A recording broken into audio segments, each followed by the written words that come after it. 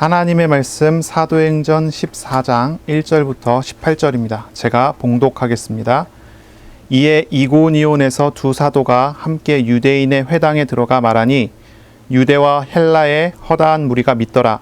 그러나 순종하지 아니하는 유대인들이 이방인들의 마음을 선동하여 형제들에게 악감을 품게 하거늘 두 사도가 오래 있어 줄을 힘입어 담대히 말하니 주께서 그들의 손으로 표적과 기사를 행하게 하여 주사 자기 은혜의 말씀을 증언하시니 그 시내의 무리가 나뉘어 유대인을 따르는 자도 있고 두 사도를 따르는 자도 있는지라. 이방인과 유대인과 그 관리들이 두 사도를 모욕하며 돌로 치려고 달려드니 그들이 알고 도망하여 루가오니아의 두 성 루스드라와 더베와 그 근방으로 가서 거기서 복음을 전하니라. 루스드라에 발을 쓰지 못하는 한 사람이 앉아 있는데 나면서 걷지 못하게 되어 걸어본 적이 없는 자라. 바울이 말하는 것을 듣거늘 바울이 주목하여 구원 받을 만한 믿음이 그에게 있는 것을 보고 큰 소리로 이르되 내 발로 바로 일어서라 하니 그 사람이 일어나 걷는지라. 무리가 바울이 한 일을 보고 루가오니아 방언으로 소리 질러 이르되 신들이 사람의 형상으로 우리 가운데 내려오셨다 하여 바나바는 제우스라 하고 바울은 그 중에 말하는 자이므로 헤르메스라 하더라. 시외 제우스 신당의 제사장이 소와 화환들을 가지고 대문 앞에 와서 무리와 함께 제사하고자 하니 두 사도 바나바와 바울이 듣고 옷을 찢고 무리 가운데 뛰어 들어가며 소리질러 이르되 여러분이 어찌하여 이런 일을 하느냐? 우리도 여러분과 같은 성정을 가진 사람이라. 여러분에게 복음을 전하는 것은 이런 헛된 일을 버리고 천지와 바다와 그 가운데 만물을 지으시고 살아계신 하나님께로 돌아오게 함이라. 하나님이 지나간 세대에는 모든 민족으로 자기들의 길들을 가게 방임하셨으나 그러나 자기를 증언하지 아니하신 것은 아니니 곧 여러분에게 하늘로부터 비를 내리시며 결실기를 주시는 선한 일을 하사 음식과 기쁨으로 여러분의 마음을 만족하게 하셨느니라 하고 이렇게 말하여 겨우 무리를 말려 자기들에게 제사를 못하게 하니라. 아멘. 오늘은 사도행전 14장 1절부터 18절입니다. 헛된 일을 버리고 하나님께로 돌아오라. 이런 제목으로 우리가 함께 하나님의 말씀을 나누겠습니다. 이 바울과 바나바가 전도의 사역을 계속 해 나가고 있습니다. 이 바울과 바나바가 하는 전도의 핵심은 언제나 하나님의 말씀을 선포하고 증거하는 것에 있어요. 이 복음을 증거하기 위해서 사람들을 이렇게 끌어당길 만한 어떤 기적과 표적들, 이런 것들을 추구하고 그런 것을 하기 위해서 사역을 한 것이 아니라 오직 하나님의 말씀만 증거하려고 했고 그 하나님의 말씀이 증거되는데 필요한 표적과 기사가 그 가운데 나타나는 그런 사역을 했어요. 우리가 전도자가 돼서 현장에서 전도를 하고 열매를 맺는다는 그런 상상을 한번 해보세요. 어떻게 하면 열매를 맺을 수 있겠습니까? 어떻게 하면 사람들을 예수 믿게 하고 하나님의 자녀가 되게 하고 하나님 앞에 돌아올 수 있도록 할 수 있겠어요? 헌신적인 태도로 전도 대상자들이 감동해서 믿게 할 수 있겠습니까? 헌신적인 태도를 계속 보여준다면 그렇게 할 수 있을까요? 이제 손양원 목사님 같은 경우는 이제 애향원이라는 곳에서 이제 나병 환자들이 모여 있는 그런 지역에 거기 들어가셔서 거기서 나병 환자의 그 상처에 난 고름을 입으로 빨아 내뱉는 어떤 그런 헌신을 보여줬다고 해요. 그 현장에 있었던 사람들은 그 손양원 목사님을 보면서 예수님의 사랑을 느꼈고 알았고 더 하나님 앞에 믿음 앞에 서려고 했다고 하죠. 근데 그러한 모습을 헌신적인 모습과 태도를 보여준다면 우리가 현장에서 사람들을 전도할 수 있고 바꿀 수 있을까요? 우리가 사랑하고 우리가 정말 마음에 두고 기도하고 있는 영혼들이 있지 않겠습니까? 우리의 가족들과 또 우리의 가까운 여러 사람들, 그 사람들을 정말로 예수 믿기에 복음을 전해야 되겠다 한다면 어떤 방식과 어떤 방법을 취해야 될까요? 어떤 헌신의 모습, 어떤 노력의 모습을 보여주든지 아니면 어떤 그 사람에게 향한 나의 열정에 감동시켜야 할까요? 아니면 그 사람의 생각과 그 사람의 마음을 이겨낼 수 있는 논리와 어떤 상식에 의해서 그 사람을 어떻게 설득해야 할까요? 아니면 교회에 나올 수밖에 없는 좋은 시스템들을 만들어야 될까요? 예를 들면 뭐 그 사람이 테니스에 취미가 있다 그러면 교회 안에 테니스 칠 수 있는 어떤 좋은 시스템을 만들어 놓고 교회 나오면 이렇게 할 수 있다. 뭐 이렇게 해갖고 사람들을 설득해갖고 나오게 하면은 그게 전도가 되는 걸까요? 우리가 전도라고 하고 우리가 복음을 전하는 사역을 한다면 여러 가지 것들을 아마 떠올릴 수가 있을 거예요. 그런데 오늘 사도들을 보세요. 이 사도들은 어떻게 사역합니까? 그런 어떤 모습과 어떠한 모양도 추구하지 않고 찾지 않습니다. 설득하려고 하지 않습니다. 설득이 그들의 관심에 설득이라는 게 없어요. 그들에게 어떤 감동을 주자 이런 것도 없어요. 그 사람들에게 어떤 설득력 있는 어떤 접촉점을 찾아갖고 그들에게 영향을 미치자 이런 것도 아니에요. 이들은 오직 한 가지만 했어요. 오직 한 가지입니다. 하나님의 말씀만 증거하고 있었어요. 하나님의 말씀만 나타나도록 했어요.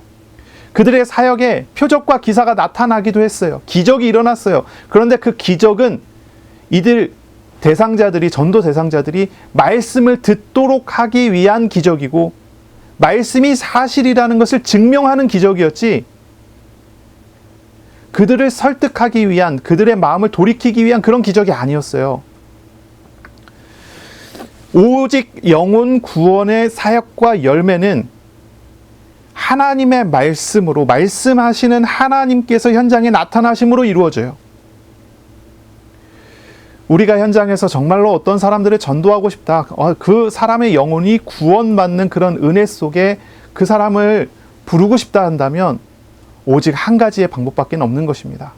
하나님의 말씀이 온전하고 완전하게 선포되게 하고 그 말씀으로 말씀하시는 하나님께서 역사하시도록 하는 것이죠.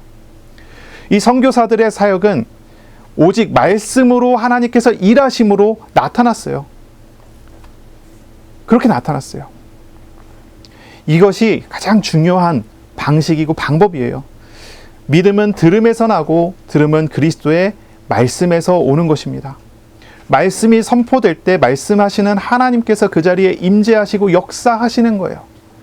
설득력 있는 말과 논리와 상식을 가지고 사람을 설득한다면 설득이 된다 하더라도 지식적인 면하지 구원이라는 것은 그 사람과 상관이 없어요. 마음에 감동을 시켜서 그 사람이 교회로 나오게 하고 예수를 믿고자 하는 마음을 갖게 한다고 하더라도 그게 감동을 받은 거지 구원을 받은 게 아니에요. 예수를 믿는 것은 조금 달라요. 하나님의 영이 그 사람에게 찾아오시고 하나님의 영이 그 사람을 만나주시고 하나님께서 그 사람에게 영접되어질 때 구원을 얻는 것입니다. 하나님께서 작정한 영혼을 하나님이 부르셔서 그렇게 구원을 얻게 하는 것입니다. 우리가 이 사실을 알아야 돼요. 이것이 단순히 이제 전도의 현장에서만 일어날 이야기가 아니라 오늘 우리의 예배도 마찬가지입니다. 우리가 예배 전부터 준비하고 정신을 집중하고 마음을 모으고 예배를 드릴 수 있는 예배를 드리기 위한 많은 준비를 해갖고 예배를 드리면 예배가 드려집니까? 예배에 도움이 되겠죠. 하지만 예배의 핵심은 우리의 준비와 우리의 마음을 모으고 우리가 애쓰고 하는 데 있는 게 아니라 예배의 핵심은 우리를 찾아와 만나 주시는 하나님을 어떻게 만나느냐에 있어요. 우리가 찬양과 기도와 헌금과 헌신으로 하나님께 드리고 하나님을 찾아 만나고 또 하나님은 말씀하심으로 우리 가운데 임재하시고 우리에게 말씀하시고 우리를 만나 주셔요. 그게 예배가 되는 거예요. 하나님을 찾을 때 하나님을 만날 때 하나님께서 우리에게 준비하신 것을 우리에게 내려주실 때 우리가 그것을 받아가는 것이 예배가 성공하는 것이고 예배가 예배되는 것이지요. 우리가 예배를 준비한다고 할 때 사실 이제 가장 중요한 바로 이 부분을 준비해야 되는 거예요. 하나님을 만나기를 간구하고 하나님을 얻기를 기도해야 하고요. 하나님 앞에 나오는 내 자신이 하나님 앞에 다른 것은 다 내려놓고 주님 한 분을 얻기를 소원하고 구하는 그러한 중심으로 주님 앞에 나오는 것입니다. 그것이 예배가 되는 것이죠. 그것이 예배가 살아가 있게 되는 그런 내용이 돼요. 그래서 우리가 이 한 가지에 집중하는 것, 이게 무엇입니까? 말씀하시는 하나님을 내가 만나겠다. 말씀하시는 하나님을 내가 얻겠다라고 하는 바로 이 한 가지에 집중하는 것. 이게 진짜 우리가 살아있는 신앙, 살아있는 삶을 사는 그런 내용이 되는 것이죠.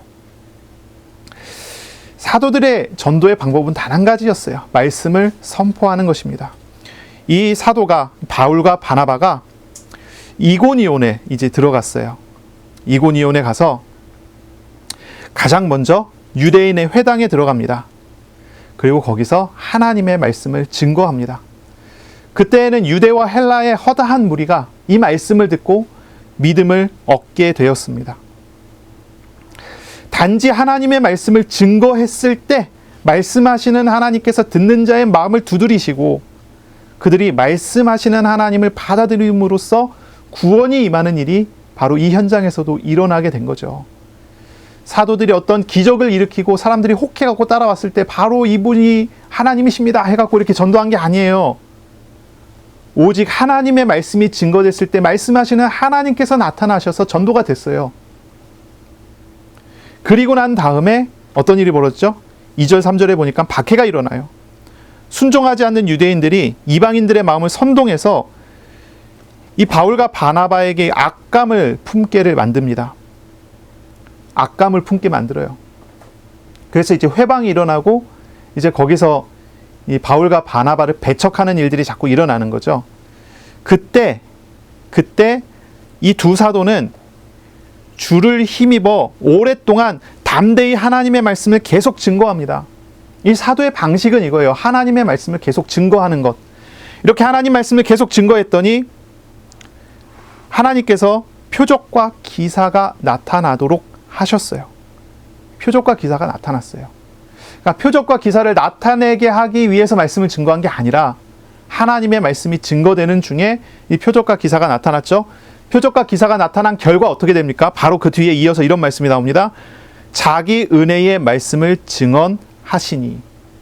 은혜의 말씀, 하나님의 은혜의 말씀이 증거되게 하셔요. 표적과 기사를 통해서 하나님의 은혜의 말씀이 증명되게 하셨어요. 그리고 그것이 더 선포되게 하세요. 그러니까 이 말씀의 사역이에요. 이것이 말씀의 사역입니다. 하나님의 말씀이 살아서 역사가 되고 그래서 그 말씀이 더 힘을 얻는 그런 사역이 여기에서 계속 일어난 거죠. 사실 표적과 기사는 있어도 되고 없어도 되는 것입니다. 필수적인 것은 아니에요. 하나님께서 필요하시면 기적을 보이시기도 하세요. 하나님 필요하지 않으면 보이시지 않아요. 기적이 기준이 아닙니다. 우리의 기준은 하나님의 말씀이고요. 말씀하시는 하나님께서 임재하시고 주권적으로 일하시는 것에 있어요. 하나님께서 뭐라고 말씀하셨는지 그리고 하나님께서 어떻게 일하시는지가 우리의 기준이에요. 기적이 기준이 아니죠. 직전에 있었던 지역의 사역, 그러니까 비시디 안디옥에서의 사역을 우리가 알고 있죠. 이 비시디 안디옥에서는요, 오직 하나님의 말씀만 증거했고 거기서 어떤 표적과 기사에 대한 기록이 전혀 없어요. 그런데 그곳에서 온 도시 사람들에게 복음이 증거됐어요. 영생 주시기로 작정된 영혼은 다 믿는 일이 벌어졌어요. 그런데 오늘 이 이고니온 그리고 그 이후에 이제 루스드라라는 지역에서는 하나님께서 바울과 바나바를 통해서 표적과 기사를 나타내셨어요. 어떤 표적과 어떤 기사가 나타났는지 이고니온에서는 기록이 되지 않았고 이 뒤에 나오는 루스드라에서는 나면서부터 하반신 장애가 있는 한 사람이 말씀을 듣고 예수를 믿고 일어나갖고 뛰는 일이 벌어져요. 이 베드로에게 일어났었던 사건이죠. 그 성전 미문에 앉아 있었던 나면서부터 하반신 장애인이 일어났던 그 사건과 동일한 사건이 일어나게 되는 이제 그런 일들을 보여주죠. 비시디 안디옥에서는 오직 하나님의 말씀만 증거함에도 믿는 사람들이 많이 나왔지만 이고니온에서는 조금 달랐던 것 같아요. 그래서 말씀 사역을 위한 보조 사역으로 표적과 기사가 조금 있게 만들어 주셨던 그런 모습인 거죠. 그러니까 이 기적은 사실 보조적인 것이다 이렇게 생각을 하면 딱 맞을 것 같아요. 표적과 기사에 대해서 우리가 바른 이미지를 좀 배워야 하겠죠. 우리가 기도하면 하나님께서 일을 하셔요. 우리가 어떤 기적과 응답을 받을 수가 있습니다. 그런데 이것에 대한 잘못된 생각을 갖고 있으면 하나님은 이 표적과 기사를 행하기 위하여 우리에게 오신 분으로 생각하게 돼요. 어떤 분이 이런 얘기를 해요. 오늘날에 우리에게 기적이 계속 일어나지 않는다면 내가 왜 믿어야 되는지 모르겠다. 이런 얘기를 하시는 분이 있어요. 그러니까 그분이 믿는 이유가 기적이 계속 일어나기 때문이라는 거죠. 이렇게 되면 이게 잘못된 이해가 되는 거예요. 잘못된 이해예요. 우리가 이 기적이 무엇인지를 잘 이해해야 돼요. 우리가 기도에 대해서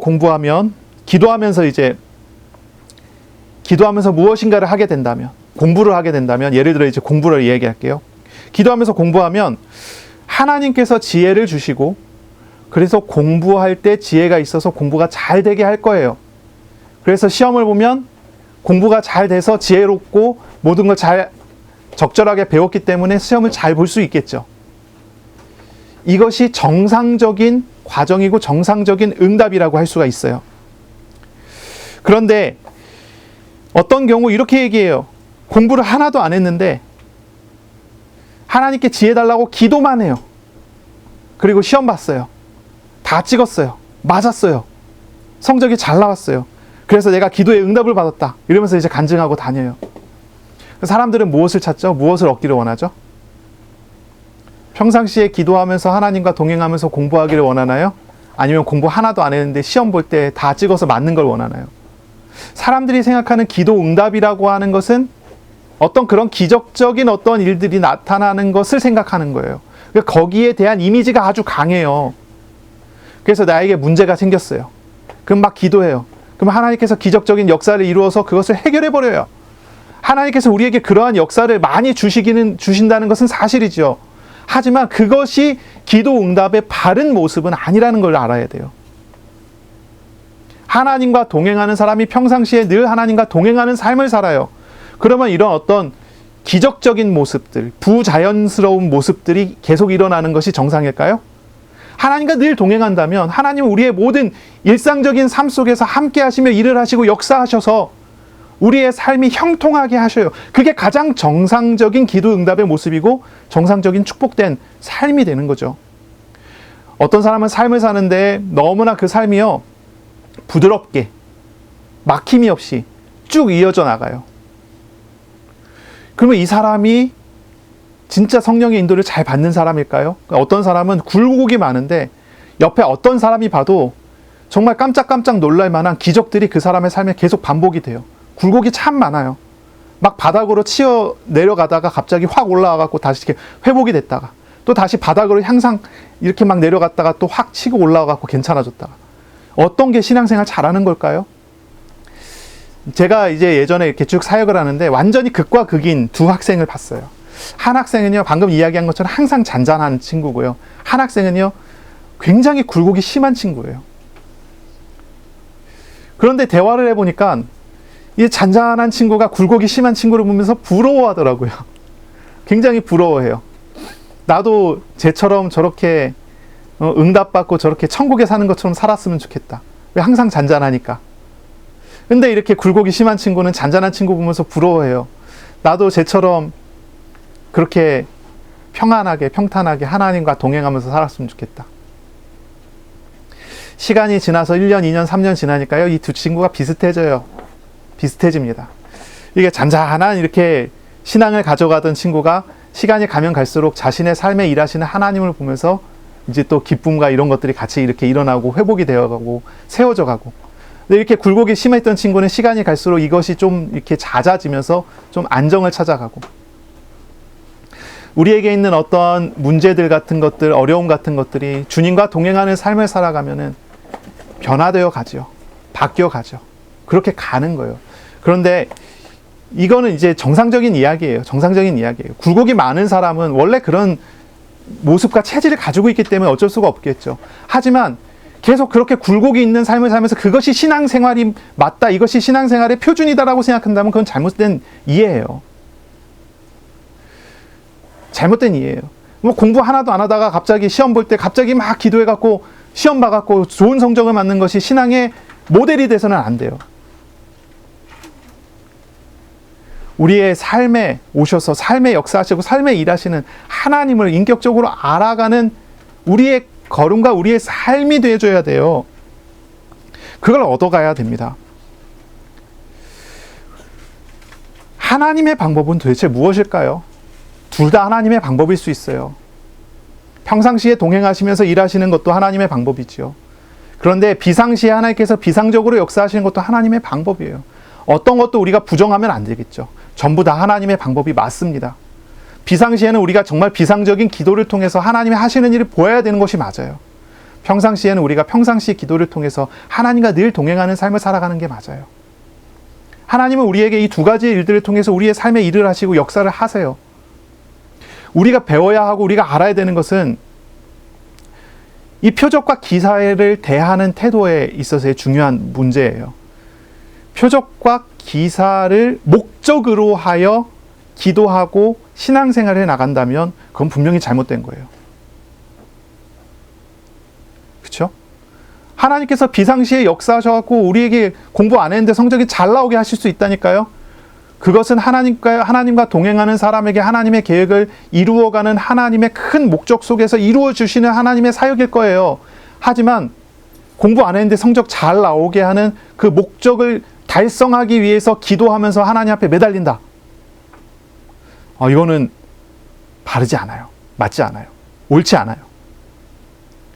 이 순서를 잘 생각해 봐야 돼요. 목적이 어디 있어요?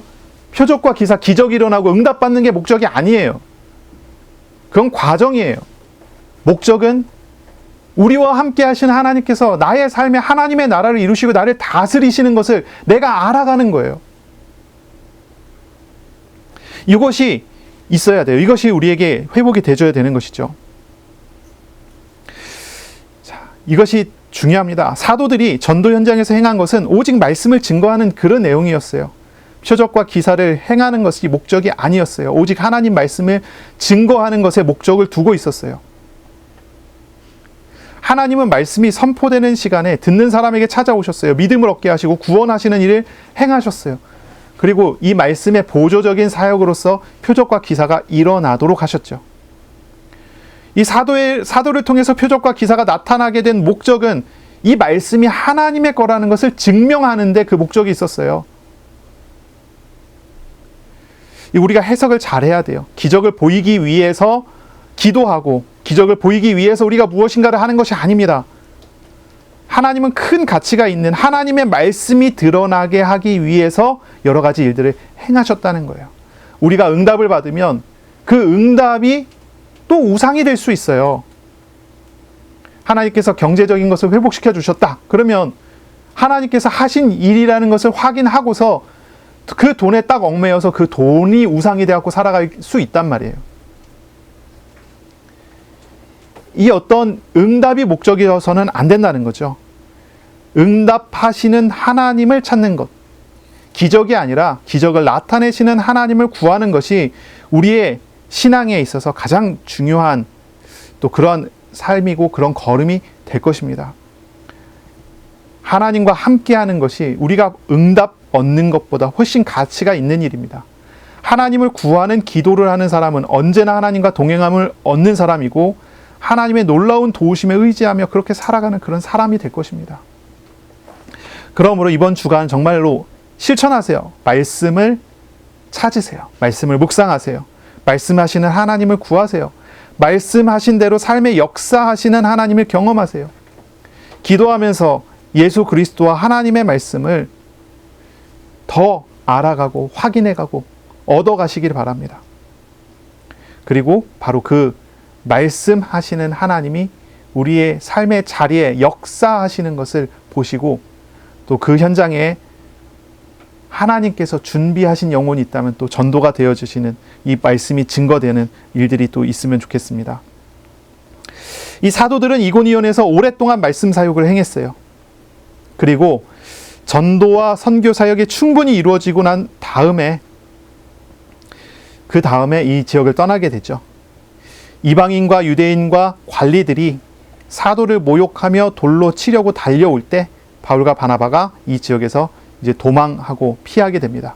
그래서 도망해서 어디로 가냐면 루가오니아의 루스드라와 더베 그리고 그 근방에 가서 복음을 증거하도록 이제 가게 되죠. 이 루가오니아 지방에 있는 루스드라와 더베는 갈라디아를 삼분하고 있는 지역 중에 하나인 루가오니아의 한 이제 도시들이죠. 루가오니아라고 하는 지역. 이 루스드라와 더베는 큰 도시도 아니었고 영향력 있는 그런 도시도 아니었어요. 이제 무역하는 그런 도시도 아니었어요. 아주 작은 도시에, 그리고 여기에는 이제 헬란말을 사용하기는 하지만 헬라인들의 도시가 아니라 이 루가오니아 지역에 있는 그 원주민들이 사는 그런 도시예요. 그러다 보니까 여기는 이제 그 뭔가 이렇게 그 다른 도시들을 이 사역하러 들어가는 다른 도시들하고 다른 분위기가 요 안에 이제 형성이 돼 있어요. 지난주 우리가 말씀 나눌 때 이 사도들이 선교 여행을 갈 때 주로 이제 목적했던 지역들이 지역에 있는 유력한 도시, 주요 도시를 중심으로 이렇게 사역을 했다 그랬잖아요.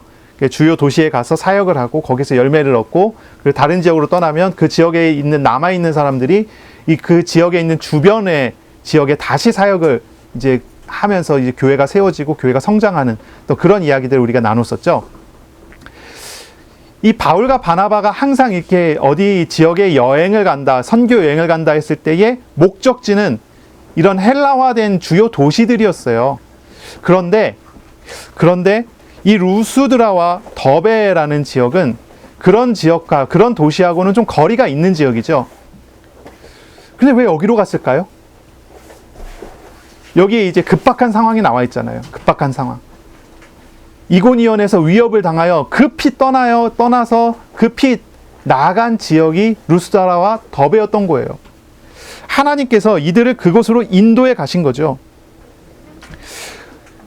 표면적인 이유는 바울과 바나바가 박해를 피해서 급히 도망간 지역이 그 지역이었기 때문에 다른 주요 도시로 향하지 못하고 루스드라와 더베로 갔다. 우리가 이렇게 이해할 수가 있을 것 같고요. 그보다 더 중요한 진짜 이유는 이렇게 우리가 이해할 수 있죠. 루스드라와 더베에 하나님께서 준비한 사람들이 있었기 때문에 그들을 만나게 하기 위해서 하나님께서 그쪽으로 인도하셨다는 거죠. 그리고 하나님이 준비하신 사람, 그 사람은 이제 이 성경에 기록되어 나오는 사람입니다. 어떤 사람인가요? 고위 귀족이나 부자 같은 그런 이가 아니었습니다. 헬라인들 지역에 헬라 사람 중에 유력한 어떠한 사람이 아니었어요. 루가오니아 지방에 있는 그 시골에 나면서부터 걷지 못하는 장애가 있는 사람, 그리고 그 지역에 있는 미신에 빠져 있는 사람들이 목적된 사람이었어요. 그 사람들을 만나기 위해서 하나님께서 이 바울을 루스드라와 더베로 이끌어 갔던 거죠. 우리는 베드로가 성전 미문에 앉아있던 하반신 장애인을 일으킨 사건을 기억할 것입니다. 바로 그와 동일한 사건이 여기에서 일어나요. 이 루스드라에서의 사역자는 바울입니다. 이 성전에서, 예루살렘 성전에서의 사역자는 베드로였죠. 여기 루스드라에서는 바울이 바로 그러한 사역을 하죠. 사역을 통해서 이 나면서부터 하반신 장애가 있었던 사람이 일어나게 됐고, 걸어 다니게 됐고, 뛰어다니게 됐고, 또 하나님을 믿어서 하나님을 찬양하게 됩니다. 하지만 이 사건으로 인한 결과는 전혀 다르게 나타나요. 베드로의 사역을 통해서는 많은 수의 사람들이 예수를 믿게 됐거든요. 그런데 이 루스드라에서는 바울과 바나바가 신으로 오해받는 일이 벌어집니다. 또 그 과정을 통해서 바울과 바나바는 복음을 증거했죠. 자, 9절을 보시면 바울이 말하는 것을 듣거늘 바울이 주목하여 이제 그 나면서부터 걷지 못하게 된 한 사람에 대한 이야기입니다. 그 사람이 이제 바울이 말하는 것을 듣습니다. 바울이 복음을 증거할 때 이 복음을 들어요.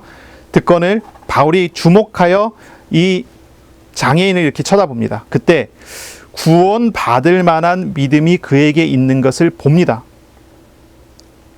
이렇게 나와요. 여기 나오는 이제 그 하반신 장애인이 열심히 듣는 것을 바울이 주목하여 보는데요. 이 듣다라고 하는 말이, 열심히 들었다, 듣다라는 말이 헬라어 에쿠센이라는 이제 단어인데요. 관심을 가지고 마음을 다해서 듣는다. 굉장히 열심히 듣는 모습을 이 단어가 이야기를 해요. 바울이 복음을 잘 증거하고 있는데 한 사람이 굉장히 열심히 듣는 거예요. 그래서 그 사람을 자세히 주목해서 이렇게 쳐다본 겁니다. 그리고 그때 바울은 이 장애인에게 구원받을 만한 믿음이 있음을 봐요. 바울이, 그러니까 사람이 구원과 믿음을 사실 판단할 수 있나요? 판단할 수 없죠. 그렇죠? 제가 예수 믿은 지 30년인데, 그렇죠? 제가 목사가 돼갖고 이렇게 사역을 하고 전도사로부터 해갖고 사역하기 시작한 게 벌써 23년인데, 제가 사람 만나고 대화해서 봤을 때 이 사람이 구원받을 만한 믿음이 있는지 없는지, 이 사람이 속이고 있는지 진심인지 제가 확실하게 파악 못해요. 확신 못해요. 저만 그럴까요? 바울도 그러지 않았을까요? 어떻게 사람이 사람의 속을 알 수 있어요? 사람은 언제나 외모를 보는 게 사람이잖아요. 사람의 속과 사람의 중심을 아는 것은 하나님밖에 없으시잖아요. 근데 바울이 이 사람의 속을 봤단 말이에요. 구원을 받을 만한 믿음이 그에게 있다는 것을 바울이 봤대요. 이걸 이렇게 우리가 해석을 잘해야죠. 아마 성령님께서 임재하시는 것, 성령님께서 그에게 찾아오시는 것을, 성령님께서 그 사람에게 사역하여 가시는 것을 바울이 본 것이 아닐까, 그렇게 생각해요. 아, 하나님이 지금 일하시고 계시는구나, 이것을 이제 바울이 느끼지 않았을까. 그러니까 확실한 것은 우리가 알 수 없지만 바울은 성령님에 의해서 그 사람이 구원 얻는 것, 그 사람이 치유받는 것을 미리 알게 된 것 같아요. 그래서 10절에 큰 소리로 말합니다. 바울이 말합니다. 너의 발로 바로 일어서라. 그러니까 이 장애인이 일어나 걷기 시작을 하는 거예요. 말씀 사역으로 한 영혼이, 병든 영혼이 구원을 얻는 사건이 여기 기록이 된 거죠. 하나님은 말씀으로 사역을 우리 가운데 이렇게 행하셔요. 하나님의 말씀은, 말씀하시는 우리 주님은 능력이 많으신 분이시죠. 비록 연약한 사람을 통해서 말씀을 증거하게 하신다 하더라도 우리에게 말씀하시는 하나님은 영혼을 구원할 뿐 아니라 우리의 마음과 육신을 치유할 수 있는 능력이 있으신 그런 하나님이셔요. 이것이 사실입니다. 초대교회 때 일어났던 분쟁 중에 이런 게 있었어요. 막 박해 시대가 막 계속됐을 때 어떤 목사님은 박해를 받다가 죽음을 피하고 고통을 피하기 위해서 배교를 하기도 했어요. 예수를 부인해라. 근데 평신도 일반 성도들도 부인하지 않고 순교해서 죽는데 어떤 목사님은 이 부인하지 못하는 거, 예수님을 부인해버리는 거예요. 살기 위해서. 그래서 배교한 표시를 주고 살아남았어요. 그런데 이제 그 시대, 박해 시대가 끝나고 정상적인 이제 시대가 됐을 때 이 배교한 목사님이 다시 교회로 돌아왔어요. 자, 교회는 그분을 목사님으로 받아야 될까요? 말아야 될까요? 이제 그런 문제가 생겼어요. 또 하나의 문제가 있었어요. 이런 거예요. 배교한 그 목사님이 그 전에 준 세례는 효력이 있을까요? 없을까요? 배교한 그 목사님이 안수했다. 그 안수 기도는 능력이 있을까요? 없을까요? 이런 문제가 발생을 했어요. 그래서 교회 안에서 그거 가지고 엄청 싸움이 일어나요. 이런 걸 가지고서 이제 하나의 분파가 형성이 돼서 떨어져 나가는데 이제 그걸 이제 도나투스 분파라고 그러고 도나투스 논쟁이라고 하는 교회사에 또 한 사건이 있어요. 거기에 대해서 이제 결론을 내려요. 이제 우리가 잘 아는 어거스틴이라고 하는 이제 신학자죠. 목사님이죠. 이분이 이제 결론을 내리는데 뭐라고 하냐면 이렇게 결론을 내리죠. 목사도 죄인이에요. 사람 다 죄인이에요. 목사가 기도한다고 해서 목사의 능력으로 그 사람이 은혜 받고 변화되는 것이 아니라 하나님께서 능력이 있으시고 역사하시는 하나님의 역사가 능력이 있는 거예요. 그렇죠? 앞에 나선 사람이 이상한 소리를 하더라도 하나님께서 역사가 하시고 은혜 주시면 한 단어, 한 토시를 통해서라도 하나님께서 그 사람에게 역사하실 수 있고 은혜 주실 수 있는 거예요. 또 뭐 그런 이야기들이 있습니다. 우리가 말씀을 들을 때 말씀하시는 하나님을 우리가 만나는 것은 우리의 주변에 있는 어떤 환경에 영향을 받는 게 아니라는 거예요. 지금 나에게 찾아오셔서 지금 나에게 일하시는 하나님을 알아가는데 우리가 집중해야 돼요. 우리가 그 하나님을 찾고 만나는 데 집중을 해야 돼요. 하나님은 능력이 많으세요. 하나님은 우리에게 구원하시는 능력을 보이시는 분이세요. 우리가 예배하고 말씀을 들을 때 우리의 영혼을 구원하시는 일을 하세요. 우리의 연약한 육신을 치유하시는 일을 하시는 하나님이세요. 그 하나님을 찾고 만나는 시간, 그 시간이 예배의 시간이고 말씀을 듣는 이 시간입니다. 자, 이 기적이 일어났을 때 어떤 현상이 일어났나요? 베드로 때는 많은 사람들이 예수를 믿겠다고 찾아오기 시작을 했는데, 이 바울의 이 사역을 통해서는 그 지역에 미신에 빠져 있던 사람들이 바울과 바나바를 신으로 생각하고 바울과 바나바 앞에 이제 제사를 드리기 위한 준비를 하기 시작을 하는 그런 장면이 나와요. 그래서 보시면 무리들이 루가오니아 방언으로 소리를 지릅니다. 신들이 사람의 형상으로 우리 가운데 내려오셨다라고 이제 소리를 질러요. 그리고 바나바를 제우스라고 하고 바울을 말하는 자임으로 헤르메스라고 해요. 그리고 시외에, 그러니까 그 도시 바깥에 있었나 봐요. 제우스 신당에 제사장을 불러와요. 그래서 그 사람들 입장에서도 굉장히 그 가치가 높은 짐승인 소를 한 마리 들고 와요. 소를 잡아서 제사를 지내려고 하는 거예요. 그리고 화환을 가지고 와요. 대문 앞에, 이 바울과 바나바가 머무는 집 대문 앞에 가지고 와서 많은 무리들 다 불러 모아서 거기서 제사를 지내려고 하는 거예요. 바울과 바나바는 루가오니아 방언을 알지 못했기 때문에 그들이 무슨 말을 하는지 잘 몰랐어요. 그러다가 갑자기 자신들이 머무는 집 앞에 사람들이 절하고 자신들이 신으로 섬기려는 걸 보고 무슨 상황인지 그제야 알아서 깜짝 놀라서 그들을 만류하면서 그러지 말라고 하면서 말씀을 증거하기 시작을 하죠. 이게 이 뒤에 나오는 이 말씀인데요. 왜 이들이 바울과 바나바를 신으로 섬기려고 했을까라고 하는 이 부분에 대해서는 이제 기록이 남아 있는데요. 로마 제국의 시인인 로비디우스라는 사람이 쓴 책이 있어요. 신화에 대한 책인데 시집이기도 하고요. 그 책의 이름이 이제 변신이라고 하는 이름이에요. 그 책은 지역마다 내려오는 신화와 전설이 있는데 그걸 묶어놓은 그런 책이에요. 그 책에는 루스드라에 대한 이야기가 나와요. 그거는 이제 제우스와 헤르메스라고 하는 이 두 신이, 이 헬라 신이죠. 이제 그리스 로마 신화에 나오는 그 신이에요. 이 제우스와 헤르메스가 한 장소에 인간으로 변신해서 내려온 이야기예요. 이 제우스와 헤르메스가 내려와서 사람들의 환대와 사람들의 우위를 시험하기 위해서 루스드라에 찾아왔다는 거예요. 그런데 사람들이 이 제우스와 헤르메스를 환대해 주지 않았어요. 그러다가 마지막에 한 부부가 없는 중에 자신들에게 먹을 것을 나누어 주고 환대와 친절을 베푼 노 부부가 있는데 그 부부를 만났다는 거예요. 그들에게 환대를 받았다는 거죠. 그때 제우스가 이 두 부부를 데리고 산 정상으로 데리고 갔다는 거예요. 그리고 난 다음에 온 마을에 큰 폭풍이 일어나서 마을 사람들이 전부 다 죽어버립니다. 그리고 제우스와 헤르메스가 그 노 부부를 데리고 다시 내려와서 노 부부의 집에 갔더니 이 집도 무너졌겠죠.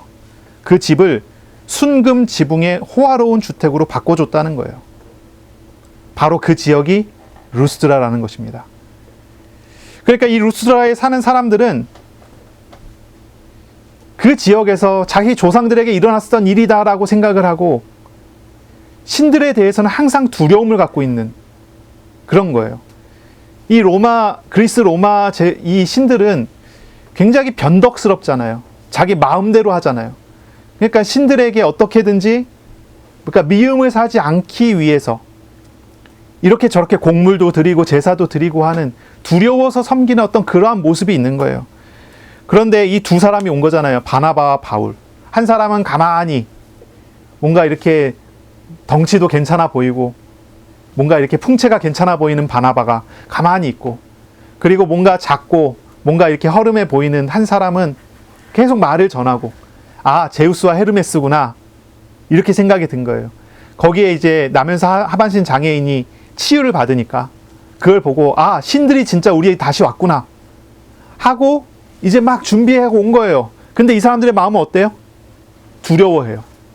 두려움에 휩싸여서 덜덜 떨면서. 왜 그럴까요?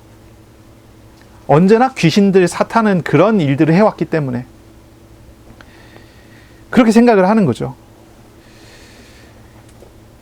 바울과 바나바는 이 루스드라 사람들이 제사 지내려고 하는 그런 행동을 보고서 굉장히 놀랍니다. 참담해했어요. 그리고 옷을 찢고 그들을 만류합니다. 바울과 바나바는 높임 받기를 거절했어요. 이들은 하나님과 동행했고 하나님을 의지하며 자기 십자가를 지고 가는 그런 사람들이었기 때문에 스스로 높아지려는 유혹에 넘어가지 않습니다. 이 사탄은 사람을 유혹해서 교만을 심어버리죠. 사실 교만은 성경이 이야기하는 가장 큰 죄 중에 하나잖아요. 그 이유가 이제 하나님을 대적하면서 하나님의 주권을 자신의 것으로 바꾸려고 하는 그런 태도를 우리가 교만이라고 하는데, 이걸 이제 싫어하죠. 바울과 바나바가 이 교만을 거절하는 거예요. 이제 그러한 태도를 보여주죠. 하나님 앞에 겸손히라고 하는 그런 모습이죠. 그리고 바울과 바나바가 이제 15절부터 하나님에 대해서 설교하기 시작합니다. 이 사람들은 성경을 전혀 모르는 사람들이잖아요. 그렇죠? 헬라 신들에 대해서 두려움을 갖고 있는 토착민들이에요. 구약 성경과 하나님에 대해서 전혀 모르는 사람들이었기 때문에 바울은 이들에게 가장 먼저 하나님의 하나님 되심을 설교하기 시작을 해요. 하나님은 우상 같은 존재가 아니라는 걸 이야기합니다. 바울은 거짓 신들, 우상을 섬기는 헛된 일들을 다 버리고 창조자이신 하나님께로 돌아오라고 권면을 해요. 사도들이 헛된 일이라고 한 것은 우상 숭배를 말합니다. 우상이라고 하면 무엇이죠? 우상은 하나님보다 더 사랑하는 것을 우상이라고 부르죠. 하나님과 나 사이에 있는 것들 대부분이 이제 우상이 될 수 있어요. 우상은 단순히 돌이나 나무로 만든 형상뿐만이 아니라 생각과 정신 그리고 사상도 그 우상이 되죠. 그래서 하나님 말고 내가 생각하는 어떤 이데올로기, 이것을 가지고 그것을 위해서 살아간다. 이것도 이제 우상이죠. 지금 시대에서는 가장 큰 우상은 돈이라고 하는 것이 가장 큰 우상이 돼 있죠. 동양 문화권에서는 돈만큼 중요한 가치를 가족에게 두기도 합니다. 가족이 우상이기도 해요. 그렇죠? 돈, 가족, 뭐 이런 것들. 특히나 이제 몸이 아프고 몸이 많이 무너진 사람에게는 건강이라는 게 우상이 되기도 하죠. 여러 가지 상황들, 여러 가지 내용들이 이제 우상이 되는 거예요. 이 우상이 헛된 것인 이유는 이 우상을 따라가면, 이 우상을 쫓아가면 우상 배후의 역사는 영적인 존재가 죽이고 빼앗고 멸망시키는 그 일을 하기 때문이에요. 돌보고 절하고 돌보고 절하고 돌보고 절하는 것이 그렇게 그 사람에게 그 사람의 인생에 큰 영향을 미칠 만큼 나쁜 일이 되겠습니까? 이렇게 질문하기도 해요. 그런데 잘 봐야 돼요. 돌이 중요한 게 아니에요. 거기에서 돌 배후에서 돌을 통해서 그 우상을 통해서 사람을 장악한 존재가 그 사람에게 그것을 통해서 죽이고 빼앗고 멸망시키는 일을 계속 하기 때문이에요. 그게 우상숭배의 문제인 거죠. 그게 우상숭배의 가장 큰 어려움이라는 거예요. 하나님을 믿는 것은 이거하고는 너무나 다른 내용이에요. 요한복음 10장 10절이죠. 마귀가 온 것은 죽이고 빼앗고 멸망시키려는 것뿐이오래요. 하지만 예수님께서 오신 것은, 인자가 온 것은 양으로 생명을 얻게 하고 그 생명을 더 풍성히 얻게 하려 함이라, 이 말씀을 하시죠. 예수를 믿으면 생명을 얻습니다. 예수님을 믿으면 구원을 얻어요. 하나님의 자녀가 돼요. 인격적이신 하나님께서 우리에게 베풀어 주시는 그 사랑을 얻어요. 하나님과 함께하는 삶을 살아가게 돼요. 그리고 하나님과 동행하는 삶을 살면서 하나님께서 주신 그 구원이 더 풍성하게 세워져 가고 누려가는 그런 응답을 얻게 돼요. 우리에게 찾아오신 하나님은 우리에게 생명 주시고 생명을 풍성하게 하시는데 목적을 두고 계세요. 그것을 우리에게 주려고 하시고 어떻게든 그것을 우리에게 채워주시려고 하시는 분이시죠. 그러나 이 마귀는 그거와는 전혀 다른 존재예요. 우상을 통해서 사람을 장악하고 사람을 노예 삼아요. 그 영혼의 인생을 빼앗아가요. 두렵게 해요. 두려움에 쌓이게 만들어요. 운명과 사주팔자라고 하는 어떤 이유를 가지고 사람들을 홀리고 거기에 얽매이게 만들어요. 거기서 끌려다니게 만들어요. 이 사도 바울은 분명히 얘기합니다. 헛된 일, 이 우상 섬기는 헛된 일에서 돌이켜 헛된 일을 버리고 창조자, 섭리자이신 하나님께로 돌아오라라고 이야기를 하는 거예요. 이것이 우리에게 중요한 거예요. 돈이 우상이 되어 있는 사람들은요, 돈이 있어서 돈을 의지해서 돈의 노예가 돼서 살아가죠. 결국은 돈 때문에 영혼과 정신과 육신이 마귀에 의해서 강도질을 계속 당하는 겁니다.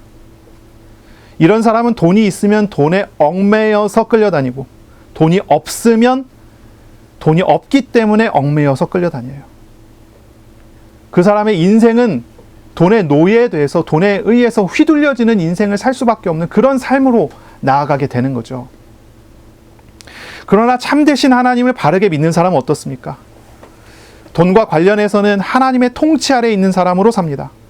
하나님과 동행하기 때문에 필요에 따라 하나님께서 채우시고 도와주시고 인도하시는 그 은혜를 얻으며 살아갑니다. 살아계신 하나님을 알아가는 사람은 돈 때문에 고민 안 해요.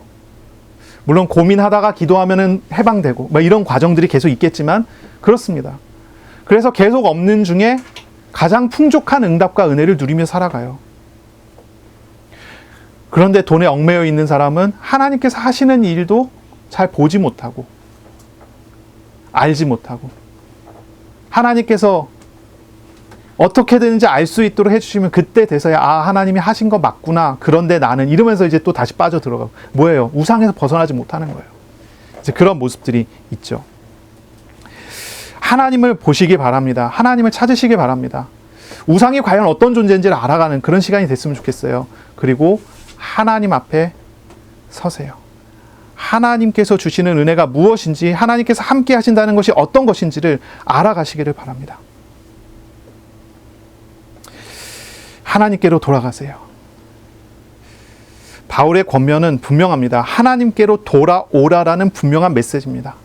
바울은 하나님은 우상들과는 다른 존재라고 그래요. 하나님은 창조자시라고 합니다. 우상들은 피조물에 불과하잖아요. 사람들이 만들어 놓은 것입니다. 사람들의 창조물입니다. 하나님의 이제 귀신들은, 마귀 귀신은 하나님의 피조물이고, 저 돌로 세워놓은 우상들은 이 제우스 신전에 있는 제사장이었다 그랬잖아요. 그 신전에는 제우스 신상이 있습니다. 그 신상은 하나님이 아니에요. 사람들이 돌로 깎아놓고 만들어 놓은 것에 불과한 거예요. 그런데 하나님은 그거가 다릅니다. 사람들이 만든 것도 아니요. 하나님은 창조자세요. 세상을 만드신 원인 되신 분이셔요. 하나님은 섭리의 사역으로 사람들의 필요를 공급하시는 하나님이라고 이 바울은 하나님에 대해서 증거합니다. 하나님은 선한 일을 행하심으로 하늘에서 비를 내려주시는 분, 계절에 따라서 땅에서 추수하게 하시는 분이고, 먹을 것을 주시고 즐거움으로 사람들의 마음을 만족하게 하시는 분이라고 증거합니다. 하나님의 통치에 대한, 하나님의 섭리에 대한 이야기예요. 특히 여기에서는 하나님의 일반적인 계시, 일반 계시라고 그러죠. 하나님께서 믿는 사람과 안 믿는 사람 모두에게 허락하여 주시는 하나님의 어떠한 은혜, 일반 은혜에 대한 이야기를 하는 것입니다. 하나님은 모든 것을 만드시고 통치하시는 참된 하나님이시라는 것을 바울이 증거합니다. 이 바울의 이 설교에는 이제 그 설교 전체에 대한 요약이 이렇게 담겨져 있는 거죠. 바울이 이야기한 것은 참 길지만 여기에는 딱 이렇게 핵심만 딱 찝어서 요약을 이렇게 해놓은 건데, 우리가 이렇게 질문을 해봐야 돼요. 하나님께서 모든 것을 만드시고 통치하시는 참 하나님이신데 여러분은 누구를 섬기겠습니까? 라는 질문이에요. 돌로 만든 우상을 섬기겠습니까? 아니면 세계를 통치하시는 하나님을 섬기겠습니까? 눈앞에 있는 작은 것들에 홀려서 헛된 것을 따라가지 말고 참되신 하나님을 따라가야 합니다. 하나님은 세계를 통치하시는 분이고, 나를 사랑하셔서 구원하시는 분이고, 그리고 나의 작은 것까지도 아시고 도우시는 참 하나님 되신 분이시죠. 하나님을 따라가야 돼요. 이렇게 바울과 바나바가 이 사람들에게 간곡히 이야기하고 설명할 때 이 사람들이 그 말을 듣고 제사를 드리는 것을 멈추게 되죠. 그만하게 되죠. 그리고 이제 이어서 그 내용은 기록이 되어 있지 않거든요. 그래서 그날 어떤 일이 더 일어났는지에 대한 기록은 없어요. 왜 이걸 기록하지 않았는지는 모르겠지만 아마 이날 이 말씀을 듣고 하나님께서 준비한 영혼들은 예수를 믿고 구원을 얻었겠지요. 또 그렇지 않은 사람들은 그냥 돌아가게 됐을 거예요.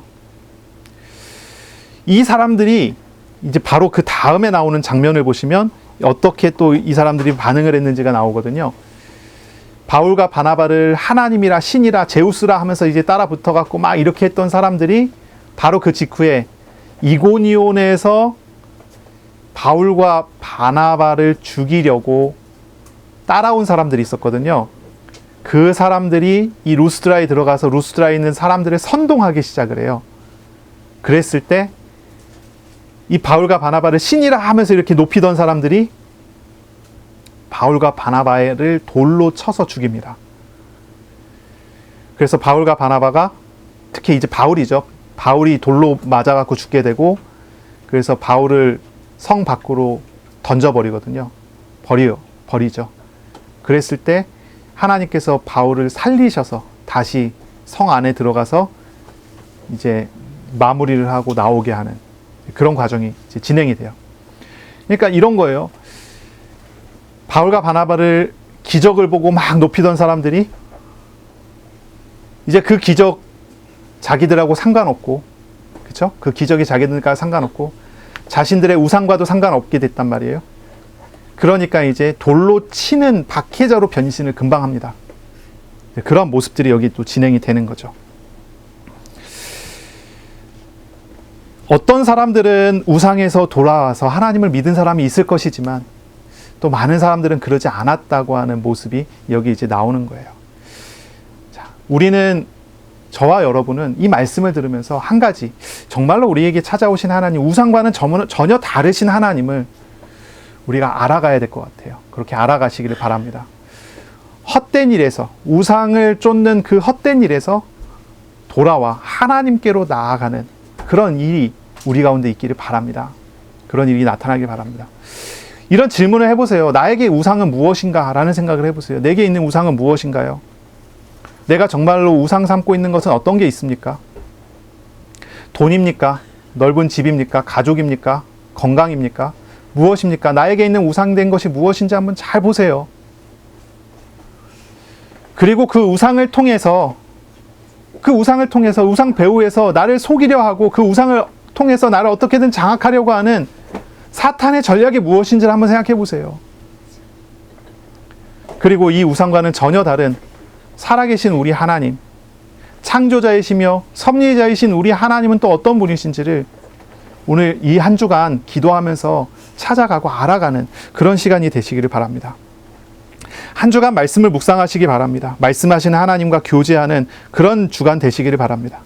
하나님께서 말씀하시고 말씀 주시는 대로 우리에게 말씀을 이루어 가시는 일을 해 가실 것입니다. 그것을 경험해 가고 알아가시기를 바랍니다. 이번 주도 이제 성령님의 인도하심을 따르도록 말씀을 묵상하시면서 하나님의 뜻을 알도록 기도하세요. 하나님의 인도하심, 성령님의 인도하심을 받는 것은 하나님의 뜻이 어디에 있는지 우리가 알아가는 데서 시작하는 거죠. 그래서 말씀 묵상하면서 하나님의 뜻을 자꾸 찾고 하나님의 계획과 하나님의 인도하심을 그 안에서 찾아가는 것입니다. 하나님의 말씀을 묵상할 때 나의 삶에 말씀하시는 것이 이루어지도록, 그것을 이루시는 하나님을 알도록 기도하세요. 그리고 영혼과 정신과 육신의 모든 것을 치유하시는 하나님을 경험하도록 기도하시기 바랍니다. 오늘 말씀에 나온 이 한 사람이 치유를 받잖아요. 변화를 받잖아요. 나면서 이제 그 하반신 장애가 있던 이 한 사람이 치유받는 장면을 보죠. 우리에게 말씀하시고 말씀으로 우리를 치유하시는 하나님을 경험할 수 있도록 또 기도하는 주간이 되시기 바랍니다. 나에게 있는 우상이 어떤 것인지를 찾아보고 헛된 우상에서 돌이켜 한 걸음을 하나님께로 나아가는 그런 도전이 있으시길 바랍니다. 하나님께서 기뻐하시며 우리를 도우실 것입니다. 많은 걸음보다는 한 걸음부터 시작을 하는 거예요. 한 걸음부터. 하나님은 이런 어떤 우상과 귀신과는 다른 존재란 말이에요. 다르시잖아요. 우상은요, 이 귀신들은요, 어떻게 역사합니까? 마귀는 어떻게 역사합니까? 다 괜찮다가 하나 잘못하면 그거 가지고 저주를 퍼붓는 것이 이 마귀 하는 일 아니겠어요? 근데 우리 하나님은 어떻습니까? 우리의 많은 죄와 우리의 많은 부족함에도 불구하고 하나님은 오래 참고 기다리시다가 우리가 딱 한 걸음 하나님 앞에 나갈 때 하나님 그거 기뻐하셔서 우리에게 복을 주시지 않습니까? 오늘 우리 현 시대에 정말 기도 잘하는 사람이라고 하는 사람을 데려다가 앉혀놓고 한번 상담을 한번 인터뷰를 한번 해봤으면 좋겠어요. 하루 24시간 중에 몇 시간이나 기도하십니까? 한번 질문해 보고 싶어요. 어떤 사람은 진짜 하루에 한 10시간씩 기도하는 사람도 있어요. 밥 먹고 기도하고 또 밥 먹고 기도하고 그렇게 기도해요. 잠자는 시간 쪼개서 기도하는 사람도 있어요. 물론 그때 아주 비상시에 그렇게 기도를 하겠죠. 그런데 24시간 하나님만 바라보고 있느냐? 그런 사람은 세상에 없어요. 그런 사람은 세상에 없어요. 불신앙 중에 있다가 하나님을 바라보는 시간이 조금씩 늘어날 뿐이에요. 어느 날 제가 그랬어요. 막 대화를 하는데 한 분이 그런 얘기를 한 거예요. 이번 주는요, 기도가 정말 잘 됐어요. 정말 하나님 생각했고요. 기도하고 하나님과 동행하는 삶을 살았어요. 막 이러는 거예요. 그래서 제가 물어봤어요. 하루에 몇 분씩 기도했냐고. 곰곰이 생각해 보더니 하루에 한 10분 정도 기도한 것 같아요. 10분 기도하고 하루 종일 괜찮았고 일주일 내내 은혜 받았대요. 하루 종일 기도 하나 안 하다가 10분 기도했어요. 근데 하나님 그걸 기뻐해서 그 사람의 마음을 지켜주세요. 응답하시고요. 은혜 주시고요. 축복해 주세요. 하나님이 우리에게 요구하시는 건 많은 게 아니고요. 한 걸음. 말씀을 묵상해 보세요. 나에게 있는 우상이 진짜 무엇인지 한번 찾아보세요. 그리고 그 헛된 우상에서 돌이켜 주님께로 한 걸음, 주님 앞에 한 걸음. 그걸 한번 도전해 보시는 거예요. 하나님은 기뻐하시고 우리에게 은혜 베풀어 주실 것입니다. 그런 은혜가 있으시기를 바랍니다. 기도하겠습니다. 하나님 아버지 감사합니다.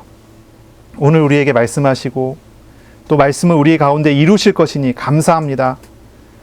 주님, 우리들이 하나님 앞에 말씀을 묵상하며 말씀하시는 하나님을 알아가는 한 주간 될 수 있도록 복 주시옵소서.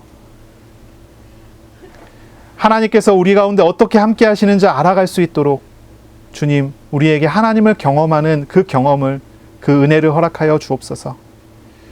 우리에게 있는 헛된 우상들을 이번 한 주간 또 묵상하고 찾아내고 거기서 돌이켜 주님께로 한 걸음씩 나아갈 수 있도록 주님 복을 더하여 주옵소서.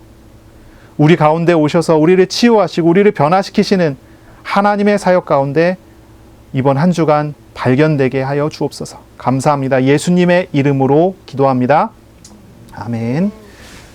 우리 구주 예수 그리스도의 은혜와 하나님의 사랑하심과 성령의 교통하심이 이제로 영원까지 항상 함께 있을지어다.